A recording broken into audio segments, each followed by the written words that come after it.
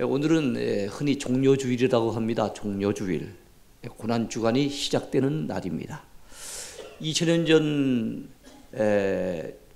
6월절, 그러니까 유대인들이 가장 귀하게 여기는 최대 명절을 일주일 앞두고 예수님께서는 예루살렘 성에 입성하셨습니다.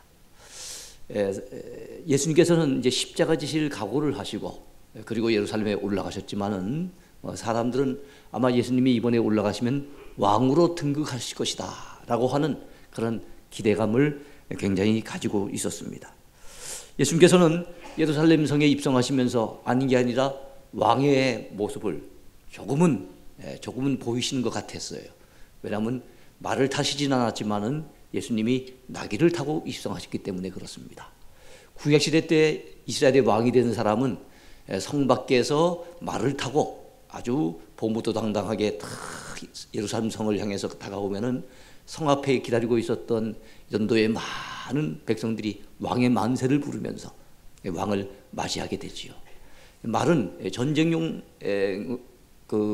전쟁용으로 사용되는 것이 말이고 평화 시기에는 왕이라 할지라도 이렇게 나귀를 타시는 경우가 많았어요. 나귀를 타는 경우가 많았어요. 근데 예수님은 겸손하신 분이시고 평화의 왕으로 이 땅에 오셨기 때문에 나귀를 타고 예루살렘에 입성하신 겁니다. 근데 이거는 구약의 스가랴서 9장 9절에 이미 예고되었던 것이기 때문에 예수님은 예언의 성취를 위해서 그렇게 하셨어요. 이때 예루살렘 성에 예수님이 입성하시는 모습을 기다리고 지켜보고 있었던 많은 사람들이, 연도에 있는 그 많은 사람들이 예수님 오시는 길에다가 겉옷을 깔고 그리고 손에는 종려나무 가지를 꺾어들고 예수님을 향해서 막 아주 환영을 하고 있었습니다. 그때 그들이 환영하면서 외쳤던 말, 그 유명한 말입니다. 그게 뭐죠? 호산나라고 하는 말입니다. 호시안나 하는 이 호산나라고 하는 말은 많은 사람들이 하나님을 찬양합니다. 하나님을 찬양합시다 이렇게 생각하기 쉬운데 그런 건 아닙니다. 찬송에서 자주 나오지만 이 호산나는 이제 우리를 구원하소서. 오늘 설교 제목과 같아요. 이제 우리를 구원하세요. 이제 우리를 구원해 주세요. 이런 의미에서 예수님을 향해 사람들이 호산나라고 외친 겁니다. 그들의 외침 가운데는 구약시대 때 오랜 세월 그들이 기다렸던 메시아에 대한 갈망이 표출된 것이라고 이렇게 볼 수가 있을 것 같습니다. 이 호시안나, 이제 우리를 구원하소서라고 하는 이 외침은 사실 예수님 오시기 700여 년 전의 인물이었던 히스기야 왕 때, 히스기야 왕이 하나님 앞에 기도하면서도 이런 비슷한 외침을 나타냈었어요. 오늘 본문에 읽었던 말씀 가운데 20절 한번 보실랍니까?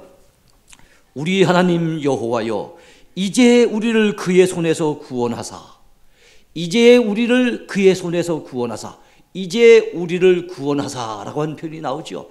이게 바로 호산나라고 하는 말입니다. 이제 우리를 그의 손에서 구원하사 천하 만국이 주만이 여호와이신 줄을 알게 하옵소서. 그의 손에서 하는 것은 아수르의 사네립 왕 18만 5천의 군대를 이끌고 지금 남유다를 갖다 침공해서 위협하고 있는 사네립 왕의 그 손에서 우리를 이제 구원해 달라고 외쳤던, 기도하며 외쳤던 바로 히스기야의 외침과 어떻게 보면 서로 맥이 통하고 있다고 볼 수가 있어요. 그래서 저는 오늘 남유다 왕국과 히스기야 왕이 처한 상황을 함께 살펴보면서 고난 주간에 우리가 얻을 수 있는 교훈을 함께 생각해 보려고 합니다. 먼저 생각해 볼 제목은요, 아이를 낳으려 하나 해산할 힘이 없음 같도다.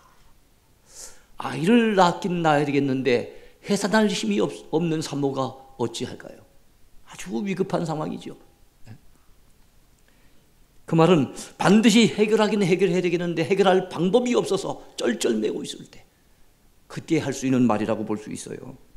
지금 그 당시 히스기야 왕으로선 이 사네립의 아수르의 군대를 물리치긴 물리쳐야 되겠는데 그 18만 5천의 대군을 물리치고 이겨야 되겠는데 그럴 만한 여력이 없기 때문에 그래서 사람들을 자기 밑에 있는 신하들을 이사야한테 보내면서 나라를 위해 기도해달라고 기도를 당부하면서 그가 했던 고백이에요. 아이를 낳으려 하나 해산할 힘이 없음 같도다. 어찌하면 좋겠는고. 그런 고백이죠. 그렇습니다. 이 아수르의 군대는 이미 북이스라엘을 멸망시킨 군대예요. 막강한 군대입니다. 예? 주변의 나라들이 벌벌 떨게 만드는 그런 군대입니다. 남유다도 그들의 침공을 받았기 때문에 지금 두려워 떨 수밖에 없는 상황이었어요. 그런데 이 대군을 물리쳐야 되겠는데 그럴 만한 힘은 없고, 히스기야 왕은 너무너무 안타까워서 이사야에게 기별을 하면서 그때 했던 고백의 말씀, 여러분 본문 3절을 한번 봐주시기 바랍니다. 본문 3절에 봤더니 그들이 이사야에게 이르되, 그들은 히스기야 왕의 신하들을 얘기합니다. 이사야에게 이르되 히스기야의 말씀에 오늘은 환난과 책벌과 능욕의 날이라 아이를 낳으려 하나 해산할 힘이 없음 같도다. 그렇게 얘기하고 있는 거예요. 그러니까 이제 바라기는 하나님의 도우심밖에는 기대할 것이 없다 보니까 이사야 선지자에게 다만 기도를 부탁합니다. 그런즉 바라건대 당신은 이 남아있는 자를 위하여 기도하라. 4절 끝에 가보면 그런 부탁이 있지요. 바라건대 당신은 이 남아있는 자를 위해 기도해 주세요. 지금 현재 우리 힘으로는 도무지 어찌할 방법이 없습니다. 그런데 여러분, 우리가 지금 히스기야 왕을 살펴보겠습니다만 어찌 히스기야 왕의 문제뿐이겠습니까? 아이를 낳으려 하나 해산할 힘이 없어 처절한 상황 속에 놓인 산모처럼 우리 모든 인류는 그동안 죄 문제 때문에 많이 힘든, 정말로 절망적인 상황에 놓여 있었던 존재들이에요. 이 죄 문제를 해결하긴 해야 되는데, 왜냐하면 죄 때문에 사망이 왔잖아요. 죄 때문에 모든 인간의 고통이 왔잖아요. 죄 때문에 무서운 심판을 당해야 되잖아요. 인간의 죄라고 하는 것은 정말로 인간이 해결해야 되는, 반드시 해결해야 되는 너무나도 심각하고 처참한 문제인데, 도무지 이 문제를 해결하긴 해결해야 되는데 해결할 방법이 없는 거예요. 그래서 그동안에 인류는 한숨 쉬며 한탄할 수밖에 없었어요. 마치 죄악이라고 하는 깊고 넓은 바다에 빠져서 허우적거리는 사람처럼, 그래 허우적거리면서 죽어가는 그 처량한 사람처럼 우리 인간의 현주소가 그러했어요. 여러분, 어느 누구도 그 깊고 넓은 죄악의 바다에서 스스로의 힘으로 헤엄쳐 나와서 건짐받을 만한 그런 인생이 아무도 없는 거예요. 성경은 모든 사람이 다 죄인이라고 선포합니다. 의인은 없나니 한 사람도 없다고 말씀하고 있습니다. 모든 사람이 죄를 범하였음에 하나님의 영광에 이르지 못한다고 로마서는 말씀하고 있어요. 다윗 왕은 자기의 죄가 얼마나 많은지 내 머리털보다도 더 많다고 고백을 했고, 자기 어머니가 자기를 죄 중에서 잉태하였다고 그렇게 고백하고 있습니다. 성경은 또한 죄의 삭은 사망이라고 선포합니다. 욕심이 잉태한 즉 죄를 낳고 죄가 장성한 즉 사망이 찾아온다는 거예요. 안타깝지요. 어디 여러분 죄로 인해 사망밖에 없겠습니까? 히브리서 9장 27절에 의하면 사망 이후에는 하나님의 무서운 심판이 기다리고 있다고 또한 말씀합니다. 죄 때문에 고난이 오고, 죄 때문에 죽음이 오고, 죄 때문에 무서운 심판을 당해야 될 인생들, 이 문제는 반드시 해결해야 될 문제고요. 근데 우리 인간의 힘으로서는 아이를 낳으려 하나 힘이 없어서 아이를 낳지 못하는, 해산하지 못하는 그 산모와도 같이 정말로 해결하긴 해결해야 되겠는데 우리 힘으로는 해결할 수 없는 너무나도 어렵고 힘든 문제였기 때문에 인류는 그동안 역사 속에서 늘 한숨 쉬며 한탄하며 지내왔던 거예요. 두 번째 제목입니다. 너희를 내 손에서 건져낼 자가 누구냐 하는 제목입니다. 너희를 내 손에서 건져낼 자가 누구냐. 이거는 37장에 나오지 아니하고 그 앞장인 36장에 나오는 메시지인데요. 그것은 바로 사네립 왕이, 아수르의 사네립 왕이 유다 백성들과 히스기야 왕을 조롱하면서 내가 온 세상 만국을 갖다가 정복했을 때 그 나라의 신들이 그 나라를 구원했느냐? 어느 신이 자기 땅을 구원해낸 신이 있느냐? 그렇다면 너희들이 히스기야 왕이 여호와 하나님을 의지하라고 자꾸만 얘기할지 모르겠다마는 그 여호와가 어찌 너희들을 내 손에서 구원해낼 수 있겠느냐? 아주 조롱하면서, 하나님을 조롱하고 히스기야 왕과 유다 백성들을 조롱하면서 했던 말이 무엇입니까? 너희를 내 손에서 건져낼 신이 누구겠느냐? 아수르의 사네립 왕의 조롱입니다.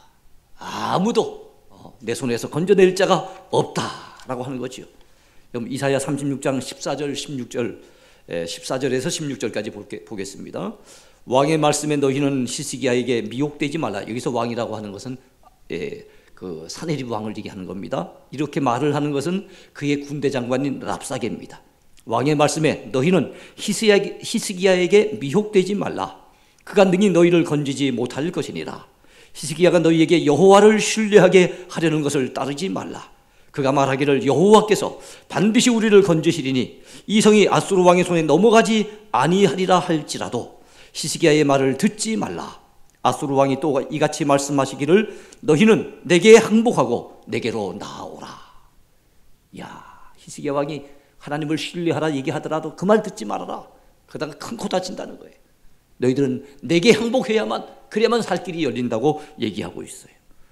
이어지는 이사야 36장 18절에서 20절까지를 한 번 더 봅니다.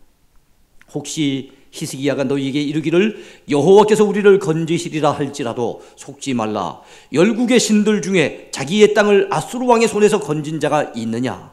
하맛과 아르밧의 신들이 어디 있느냐? 스발와임의 신들이 어디 있느냐? 그들이 사마리아를 내 손에서 건졌느냐? 이 열방의 신들 중에 어떤 신이 자기의 나라를 내 손에서 건져냈기에 여호와가 능히 예루살렘을 내 손에서 건지겠느냐? 다른 신들도 어느 누구도 그 땅, 그 민족을 건져낸 신이 없었는데 여호와가 무슨 힘이 있어서 내 손에서 너희들을 건져낸단 말이냐? 라고 지금 사네립 왕이 조롱을 하고 있는 거예요. 사랑하는 성도 여러분, 근데 이런 조롱은 죄악의 포로가 된 우리와 온 인류를 향한 사탄의 조롱이기도 합니다. 사탄 마귀의 조롱이기도 해요. 너희를 내 손에서 건져낼 자가 누구냐? 사실 그 마귀의 조롱은 조금은 일리가 있다고 해도 과언이 아니에요. 그동안에 다 마귀 시키는 대로 온갖 죄를 지으면서 죄의 종이 되고 마귀의 종이 되어졌어. 마귀가 시키는 대로 온갖 죄를 지으면서 그렇게 비참하게 살아왔던 것이 우리네 인류의 역사였거든요. 그러니까 마귀가 큰 소리 칠 만도 하죠. 조롱을 할 만도 하죠. 그 마귀가 막 횡포를 부리는데 그 횡포 앞에 이 사람도 나가 떨어지고 저 사람도 미혹되고 저 사람도 걸려 넘어지고 온 인류가 고통을 당하고 있는 거예요. 심지어 이 사탄은 자기를 광명의 천사로 가장하고 있습니다. 겉모습은 마귀처럼 안 보이는 거예요. 그럴듯한 천사처럼 보이는데 실질적으로는 사람을 이렇게 조롱하고 있다는 겁니다. 이렇게 가지고 놀고 있다는 거예요. 고난주간을 맞았습니다만 2000년 전에 마귀는 심지어 예수님의 제자였던 가룟 유다의 마음속에 요한복음 13장 2절에 보니까 예수를 팔 생각을 넣었더니 가룟 유다의 생각 속에 예수님을 팔고자 하는 마음을 넣은 자가 누구냐 하면 이 마귀인 거예요. 예수님의 제자도 넘어뜨렸어요. 심지어는 예수님조차도 넘어뜨리려고 여러분이 아시는 것처럼 40일 금식하신 예수님에게 마귀가 찾아와서 3번이나 미혹하지 않습니까? 예수님조차도 넘어뜨리려 했던 이 마귀.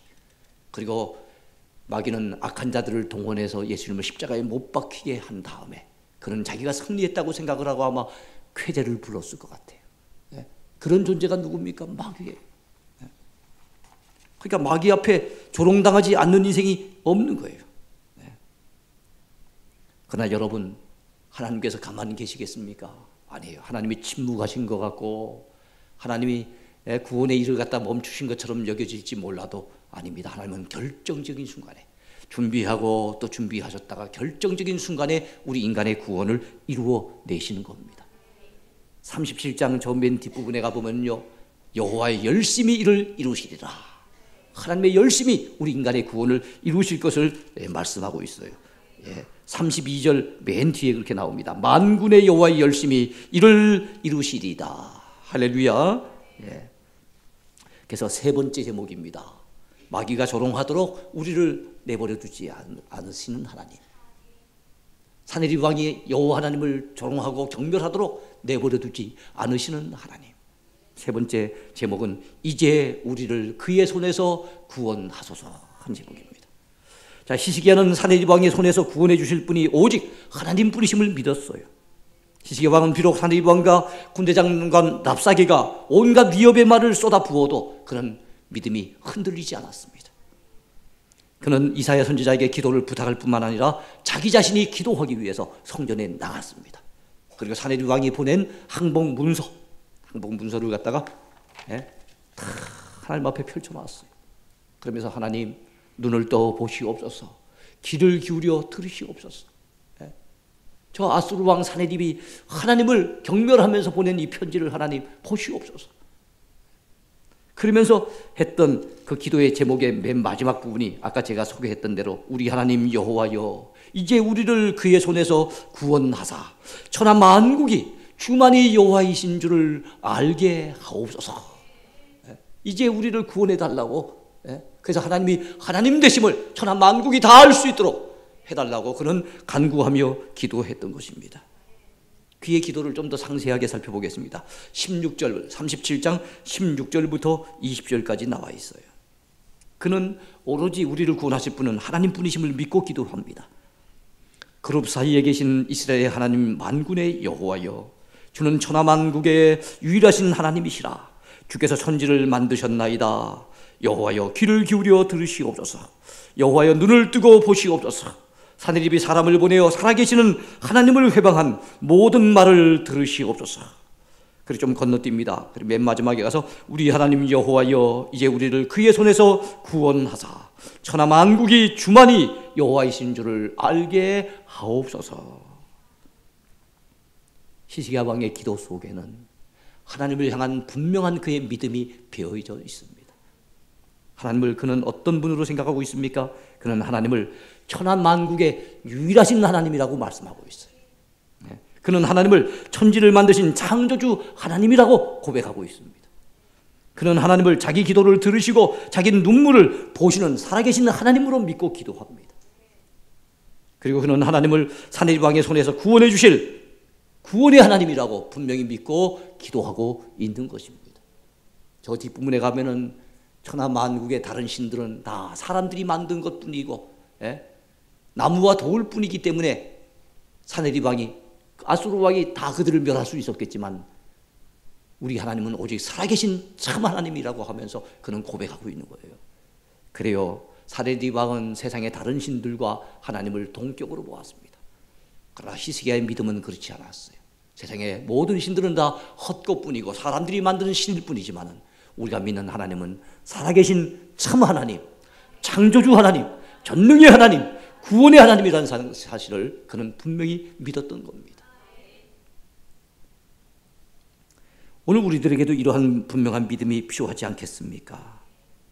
히스기야 왕의 믿음의 기도에 살아계신 하나님께서 응답해 주셨습니다. 그래서 여호와의 사자를 보내셔서 그들을 갖다가 진중에서 쓸어버리시는데 그 다음날 아침에 일어나 봤더니 시체들밖에 없어요. 아수르의 군대가 시체들밖에 안 남았어요. 사내립 왕은 겨우 목숨을 건져가지고 자기 고국 땅으로 돌아갔는데 아수르에 도착해서 얼마 되지 않아가지고 그의 두 아들이 두 아버지를 죽이는 거예요. 그야말로 아들에 의해서 피살을 당한, 그래서 그 끝이 참 아주 처참하게 된 인물이 누굽니까? 하나님을 조롱하던 바로 아수르 왕 사내립이었습니다. 사탄의 손에서 우리를 구원해 주실 분도 오직 하나님 분이심을 우리가 믿으십시다. 아수르 왕의 손에서, 사내립의 손에서 오직 하나님만이 우리를 구원해 줄 수 있습니다 하고 기도했던 히스기야 왕처럼 우리도 어떤 믿음이 필요합니까? 우리를 죄 가운데 건져주실 분은, 우리를 마귀의 손아귀에서 건져주실 분은 오직 하나님 한 분밖에 없습니다. 오직 예수님의 십자가 능력밖에는 없습니다 하는 이런 믿음이 오늘 우리에게 필요한 줄로 믿습니다. 오늘 우리는 고난주간을 맞았습니다만 예수님께서 이 땅에 오신 목적, 그리고 십자가를 지신 이유, 그 궁극적인 이유를 우리는 알아야 합니다. 이미 태초부터 하나님이 계획하셨고 구약의 많은 주의 종들을 통해서 예언하셨으며 예수님께서 이 땅에 오셔서 다 이루었다라고 선언하신 그 목적, 그것은 바로 우리를 구원하시기 위한 목적입니다. 우리를 죄에서 건져내시고 우리를 마귀의 손아귀에서 건져내셔서 구원하시려고 예수님은 이 땅에 오신 겁니다. 그 목적을 위해서 우리 하나님은 독생자를 아낌없이 이 땅에 보내주셨던 것입니다. 누가 우리를 사탄의 손에서 건져내실 수 있습니까? 오직 하나님만 하실 수 있습니다. 누가 우리를 죄악으로부터 구원해 내실 수 있습니까? 오직 우리 위에 십자가 지신 예수 그리스도만이 하실 수 있습니다. 우리 예수님 십자가를 통해 죄 문제를 해결하시고 사탄의 권세를 깨뜨려 버리셨어요. 사탄은 십자가를 통해 예수님의 발꿈치를 상하게 했지만 예수님은 십자가를 통해 사탄의 머리통을 깨뜨려 버리셨어요. 그건 이미 창세기 3장 15절에 예언한 바가 그대로 이루어진 사건이었어요. 여러분, 우리 예수님은 십자가를 통해 죄 문제 해결하시고 사탄의 권세를 꺾으시기 위해서 이 땅에 오신 분이세요. 요한일서 3장 8절에 보면 하나님의 아들이 나타나신 것은 마귀의 일을 멸하려 하심이니라. 마귀의 일이 뭡니까? 마귀의 일을 멸하기 위해서 하나님의 아들이 나타나셨대요. 마귀의 일은 우리를 죄로 유혹하고 그래서 미혹해서 넘어뜨리고 우리로 하여금 영원한 멸망의 구렁텅이 위로 이끌어 가려고 하는 것이 마귀의 일이에요. 그런데 예수님이 이 땅에 오신 목적, 그 마귀의 일을 깨뜨려 버리시고 마귀의 계계를 꺾어 버리시고 우리를 그 마귀의 손아귀에서 건져내시고 구원해 주시기 위해서 예수님은 이 땅에 오신 것입니다. 너희를 내 손에서 건져낼 자가 누구냐라고 우리를 향해 조롱하며 큰소리치던 마귀는 십자가 사건 이후에 이제는 힘을 잃어버렸습니다. 한때 죄 문제로 고심하던 사도 바울은 이렇게 외칩니다. 오호라, 나는 곤고한 사람이로다. 이 사망의 몸에서 누가 나를 건져내랴. 이 사망의 몸에서 누가 나를 건져내랴. 그의 대답은 곧 이어집니다. 우리 주 예수 그리스도로 말미암아 하나님께 감사하리로다. 이 구절은 로마서 7장 마지막 구절이에요. 그리고 그것은 로마서 8장으로 이어집니다. 이렇게 이어집니다. 그러므로 이제 그리스도 예수 안에 있는 자에게는 결코 정죄함이 없나니 이런 그리스도 예수 안에 있는 생명의 성령의 법이 죄와 사망의 법에서 너희를 해방하였음이니라. 죄와 사망에서 우리를 해방하시는 분 바로 예수 그리스도십니다. 십자가의 그 능력으로 우리를 건져내시고 죄에서 해방시켜 주셨습니다. 마귀의 손아귀에서 건져내시고 구원해 주셨습니다. 사도 바울은 빌립보 감옥 안에서 간수를 전도할 때 여러분이 잘 아시는 구절로 전도를 합니다. 주 예수를 믿으라. 그리하면 너와 내 집이 구원을 얻으리라. 그 예수님을 믿기만 하면, 그분을 의지하기만 하면, 그분을 마음속에 구주로 영접하기만 하면 누구든지 구원을 받습니다. 말씀을 맺습니다. 종료주일 이 아침에 여러분들의 심령 가운데 주님을 향한 분명한 믿음의 고백이 있었으면 좋겠습니다. 내 손에서 너희를 건져낼 자가 누구냐? 마귀가 우리에게 조롱할지 몰라도 우리는 그때 분명히 대답해야 됩니다. 나를 너의 손에서 건져낼 분은 오직 예수 그리스도, 그분밖에는 없다. 나는 주님을 믿고 의지하기 때문에 나는 이제 구원받았다 라고 하는 분명한 믿음의 담대한 고백을 가지시고 살아가시기를 축원해 드립니다.